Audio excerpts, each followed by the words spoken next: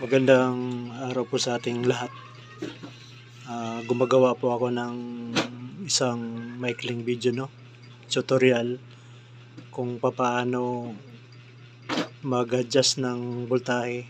Halimbawa kapag nakabili kayo ng mga EBR, minsan pagdating sa inyo mababa yung output ng voltahe ng EBR, minsan hindi nyo nagagamit, minsan nagbabago talaga yan dahil sa biyahe, sa biyahe. Minsan may mga customer kami lumuluwas pa sa syudad para dalhin nila yung EBR nila para ipa-adjust yung voltahe. Ngayon ituturo ko po sa inyo kung paano po i-adjust yung tamang voltahe. Ngayon buksan po ninyo yung EBR. Pagbukas po ninyo ng EBR, may makikita po kayo na board. Itong board po dito,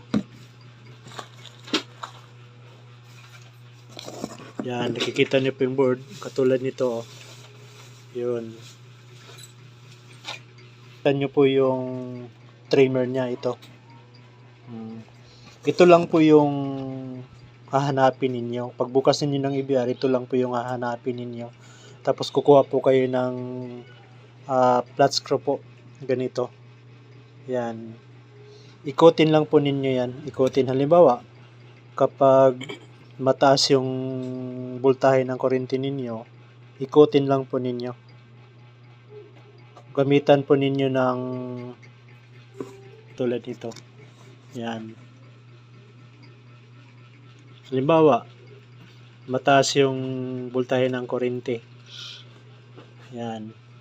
Pag mataas yung voltahe ng kuryente, ikutin lang ninyo yung trimmer. Yan. Tapos mamonitor ninyo sa inyong tester. Yan. Pag ikot ninyo ng trimmer, iikot din yung carbon brush. Tapos, nagre-reading din yung tester ninyo. Yan. Halimbawa, mataas yung voltahe ng kuryente ninyo, gusto niyo pababain, ikutin lang ninyo yung trimmer. Yan.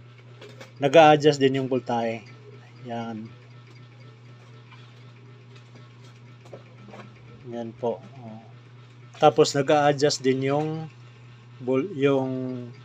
carbon brush niya. Halimbawa, gusto niyo patasan, umiikot din yung carbon brush. Habang iniikot niyo yung trimmer, umiikot din yung carbon brush, gumagalaw din. Ganun din yung output. Yan. Yan, Yan, kung gusto ninyong ibalik sa dati, yung pinaka-standard na voltahe, ikutin lang ninyo yung trimmer. Yan. Yan po. Yan, nakikita nyo po yung 226. Tapos yung carbon brush na nasa tama. Yan. Ito lang po. Salamat sa panonood. Sana mayroon kayong natutuhan.